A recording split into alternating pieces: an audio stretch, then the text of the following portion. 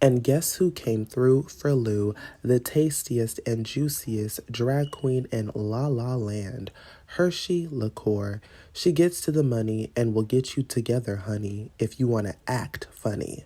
Her life and career is the topic, along with what to expect on this season of Chasing LA. Now sit back, baby. Life is going to happen how it's supposed to happen. I'm not going to rush anything. I'm not going to push anything. I'm just going to work hard. And when it comes, it's going to get here. I just need to pay attention and keep working. So, how old are you? I know you're not supposed to ask the lady her age, but Oh no, I'm not ashamed of that. I'm 30 okay. years old. And then, where are you from? I'm from St. Louis, Missouri. What's your zodiac sign? I'm a Sagittarius with the Aries rising and a Leo moon. The juiciest and tastiest drag queen in the land. How did you get involved in such an art form? Honestly, it's one of those things that was just always meant to be for me. I was on YouTube like back when YouTube first started, when the content was good. And I was doing that was when Tyler Perry was one of my biggest inspirations. So I was like making up characters and getting online and making my own look, like making my content, doing my thing. And maybe like 5 years later, it's like in 2011-ish. That's 6 years. 2011-ish. There was this contest in the gay strip. I don't think it's there anymore in St. Louis. But they were like offering $500 for you to come down, you get in the drag competition, and you win $500. And I'm in my mind, I'm like, oh, I'm funny, so I can do that. That's no problem. But I didn't know at the time how much work drag was. So I walked my ass in that dressing room with my sister. I stole my sister prom dress, and I had that in a duffel bag with this dollar store eyeshadow. And that was it. And I said I came to win. And I walked in the dressing room. These queens had lights, makeup, assistants, like lining the suitcases with the dresses and the furs and the gowns. And I like literally, it was like a scene out of a movie. Like I walked in the dressing room door and I froze and said, oh. And mind you, I had invited 20 people to this competition, so leaving wasn't an option at this time. I just ran to the bathroom and I started crying, like just bawling tears. Anxiety attack, okay? Child, one of the queens caught me and walked in the bathroom, and she said, "Oh, honey, what's wrong?" So I'm blubbering, trying to tell her, like, "Oh, I just brought this Ellen John, and y'all are so pretty, and I'm about to go off stage. Look at the best I just thought I love to do." And she said, "Oh, girl." That's how she said, "Oh, girl." She grabbed my hand. She took me back to the dressing room, introduced me to all the ladies that were there, and like literally each person in the pageant gave me something to use for the pageant. So one queen gave me another pair of shoes, another queen gave me a dress, some gave me some jewelry. One of them had her friend do my makeup for me. Like that was my introduction. It was a beautiful introduction to drag. Oh. And I wish I cannot remember any of those queens' names, and it breaks my heart because I would love to like reach back to them. Like this is 10 years ago now. Right. I would love to like reach back to them and like thank them and show them what they did because I'm a bad bitch now. She's all together now, baby. She ain't got no dollar store eyeshadow now. Listen. Right. But no, that was a beautiful moment for me. Now I left that day and said I'm never doing drag again. So I didn't pick up drag again until 3 years later when I went to Atlanta. And that's when I've been doing it like nonstop. That's when I made it a career. You know what's crazy is I heard this on Clubhouse like months ago. And it was like when something's for you, it's for you. And you can literally like drop it, leave it for 6 years, come back, and it will still be for you and it will still come through. So if I could share, actually, that's how I ended up. I was actually the last member of Chasing LA casted, and it happened by circumstance. Wow. So I believe in what you said because I just watched the episode of Chasing Dallas. And I watched it all the way through the reunion. I was like, oh, I wonder if they ever come to LA, not even knowing. Right. And I went online, saw they were coming to LA, but the casting was closed. So I was like, okay, let me just follow all the people that run the show. So of course, I followed Ondario, and I followed another producer that was there at the time, but she's no longer with the show. And she happened to reach out to me and was like, hold up, bitch, why didn't you audition? And I was like, oh, I'll wait for season 2. I just wanted to. She said, no. Send me some stuff right now. I literally woke up the next morning, made an audition tape. They casted me the day after. And I was the last girl put on Chasing LA. Wow. Oh, Right. your Yeah. your life is just a big, huge manifestation, like a miracle.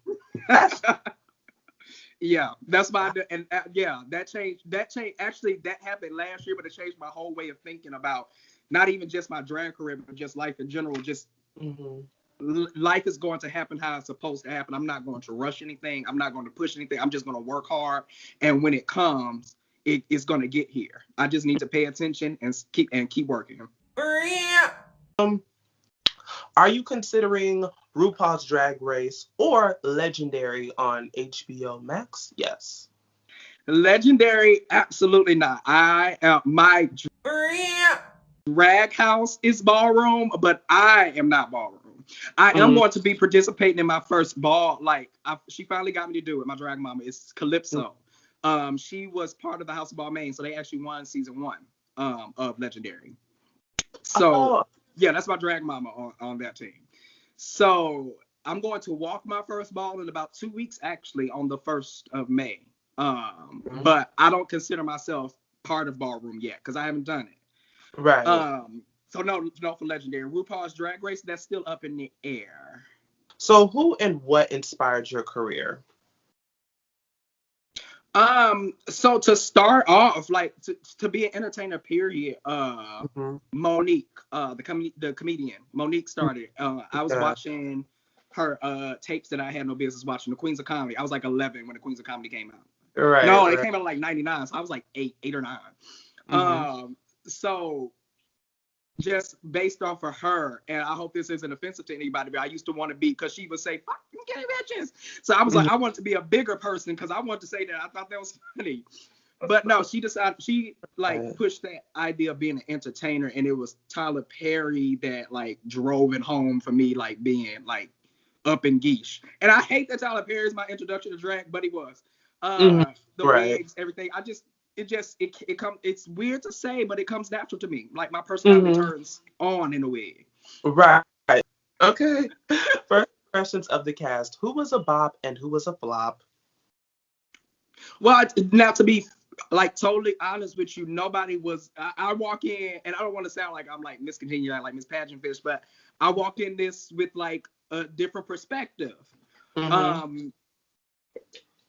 It's not like being black on this side of the country is different than being black on the East Coast and in the South and in the Midwest. It's a different type of community. Like I'm used to being in St. Louis and Atlanta, where you would walk out the door, drive down the street, go to the convenience store. It's black people everywhere, all around the corner. Here, you'll be lucky to see us if you drive to the South side. So I walked in ready to meet people. Like I was like, my brothers and sisters are gonna be on this cast. I'm ready to meet people. So I didn't have any preconceived notion about anybody until they started asking questions. That's when I was like, okay, I can see who came to do the most, who came to act a fool. So my first like side eye was, of course, King Payne. Right. King Payne is very much a sweetheart off camera, but when that camera turns on, no shade, he turns on. He has a different personality when the cameras are on. So I'm like, okay, she came to be seen. Right. The person you said who was a bop? Yeah, who was a bop and who was a flop? Yeah, so King Payne was a flop. I want to give Andre a flop, but I can't quite give that to him yet because I think he was just too drunk the first night. Andre was drinking before we all got together, and he was physical, so I wasn't giving him too much. Alicia was very sweet. Alicia was a bop. She was very sweet. Jeremy and Jay Long. She pronounces her name. I keep fucking up her name. She's gonna be so mad at me, but I love you, girl. J Long. That's how you pronounce it. Yeah. Right. Both of them. Everybody, as a matter of fact, literally everybody was cool except King Payne. King Payne kind of came in on 10. So I'm just gonna say everybody was bops and King Payne was a flop. No, she came to do. I was like, okay, is that who I think it is? Kenya Moore hair care. Hair care, yeah. That's exactly who she. That's gonna be her role this season, Kenya Moore. She's definitely Kenya Moore, and I'm like, I'm like, somebody got to start it up. Somebody got to start it off. So do what you need to do. It is what it is. Now she wasn't gonna get her moment from me, but somebody got to start. Right. You knew, like, I'm gonna take it there, but I'm gonna wait. Exactly. I'm take it there, but I'm gonna wait, babe. It's all the right. Youthful look. Everybody thinks I'm very young looking, so everybody thinks I'm a little bit stupid, and I like that. I like to play on that. Right. That's all it is. So he thought it was an easy target. When you underestimate me, I'm gonna overtake you. What? Get into it. I like that. Girl, give the girls a bit. But no, you do have a very youthful look. I was like, oh my God, he's so adorable. I just want to squeeze him. So cute, so cute, so cute. Yeah. I look like that at 30, because when I take this makeup off, girl, the dark circles. So, I don't play with you. Girl, I be over it. All right, so what's next? At this current moment, who you kick it with and who can kick rocks? Believe it or not, without giving too much away from the show, I'm cool with everybody. I'm the cast favorite. Next, what were your initial goals with this opportunity? Do you feel they changed or were they achieved? My initial goals as tacky as it sounds, my initial goals was just to be on the show, because I was such a fan of the show by the time I saw it. So I did just want to be on the show, but I took it as when the audition process happened as fast as it did, I had every intention on showing what it was really like to be a drag queen. Like, people don't take this profession seriously if you're not on Drag Race. They don't take you seriously. And there's a whole bunch to it outside of just that show. But unfortunately, like, COVID happened and it was real. So, a lot of us wasn't working, and I had to, part of chasing your dreams is your real life, which is why I decided to, like, tell, my status and talk about how I'm dealing with that and what's going on with that, which is going to happen later in the show. But I wanted to give my real life to it. I didn't want to come. I've seen the other reality shows and how they pull it, and it's too much to me. People are tuning into this to relate to us and hear their, play themselves back and hear their own stories. And I don't hear a lot of mine. So what did you think of episode 1? Okay, I don't think we're like, Mom, come on, quiet down. To be honest, I didn't like it. It was too short. Where do you see yourself in 5 years? In 5 years. So in 5 years, me and my boyfriend are going to be parents. We're adopting his nephew, so that's going to be a thing. I want to be. I'm writing and working on my own, like, web series.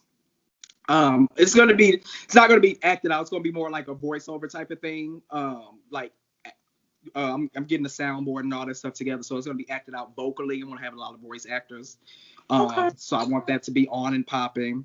I definitely plan on being the winner of Drag Race by then, if not a winner of All Stars. And touring, and just being an all-around bad bitch, That's on what Exactler at. Okay. That's cute. Adopting. Girl, I already told my mama, you get a goldfish out of me. I ain't blaming you. No, listen, and I would tell all my friends all the time, look, I ain't gonna have no children, so y'all might as well stop looking for me. And my mom and dad had gave up on me because, homosexual. So they was like, okay, so we ain't getting no kids out of you. Like, last year, my boyfriend walked up to me and said, how do you feel about kids? I was like, oh, I'd love to send them back to their parents. He was like, so what if they, like, came to stay? I was like, who coming to stay? Who's coming to stay? And he broke the whole situation down to me. I was like, you know what? That's your nephew, so let's do it. Fine. How old is the? He'll be 2 in October. Ooh, he's a baby. Ooh. But he's walking and stuff though. Like, we met him, so he's walking and everything. So we skipped all the bottles and all that stuff. Right. So we skipped the hard parts. I mean, when they're when they're cute like that, it's everything. Don't get me wrong. I can't wait. So, what is one thing about Hershey Liquour that people don't know but need to know?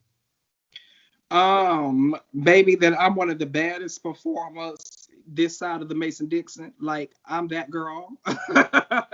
Before, what do you have to promote right now? Like, what's going on? Just get on that TikTok. Mhm. Type in HERSHIILIQCOUR.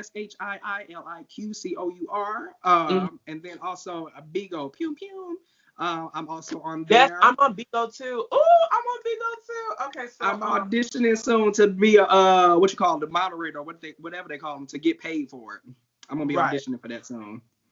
If you enjoyed the interview, then you will enjoy the season.